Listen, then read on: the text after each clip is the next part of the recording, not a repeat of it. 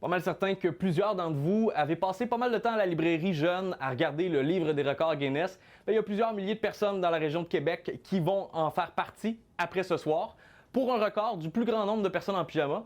Et pour en parler, ce serait pas pire que j'ai le bon habit. Alors on va changer ça rapidement. Pas mal plus respectable comme habit. Maintenant je suis prêt, on va aller rencontrer le directeur événementiel des Grands Feux l'Auto-Québec, Jean-François Archambault. Merci de me rejoindre, mettons-nous confortables. On n'est pas en pyjama seulement pour le confort. Thématique, partez pyjama ce soir au Grand Feu l'Auto-Québec. Comme on le sait, évidemment, ça se finit par un feu d'artifice incroyable. Mais avant ça, on va essayer de briser le record Guinness du plus grand nombre de personnes au même endroit en pyjama. Qui a levé la main en disant « Hey, on va briser un record Guinness aujourd'hui ». On peut voir les feux d'artifice de très loin. Maintenant, ce qu'on veut faire, c'est d'avoir que les gens viennent nous visiter sur les sites, nos sites événementiels qu'on aménage. Puis on s'est dit, quelle bonne raison on pourrait donner aux gens pour venir nous voir. Puis on essayait de penser à une idée, peut-être un record Guinness. Puis en faisant des recherches, on est tombé sur les pyjamas. You are all officially amazing!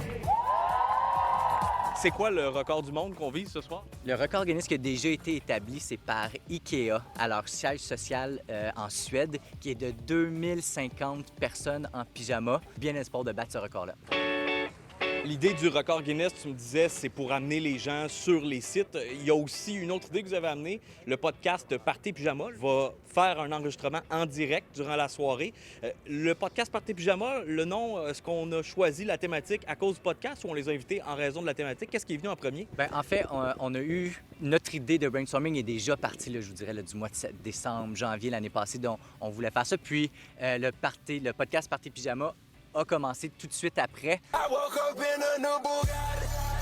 Puis on s'est dit, est-ce qu'il y aurait moyen de faire quelque chose, une association avec eux? Puis on les a contactés, puis on a de la suite dans les idées, là, tout est dans tout, puis ils étaient très contents de pouvoir venir ici là, à Québec pour un podcast en live. La dernière question que j'ai pour toi, est-ce que il y a 10, 15, 20 ans, tu te disais de 1 que tu allais te retrouver dans le livre des records Guinness et de 2 que ça allait être pour avoir porté un pyjama avec des hippocampes? Bien, je dirais comme beaucoup de gens, sûrement, mon livre préféré quand j'étais jeune, c'était le livre des records Guinness. Je le feuilletais non-stop.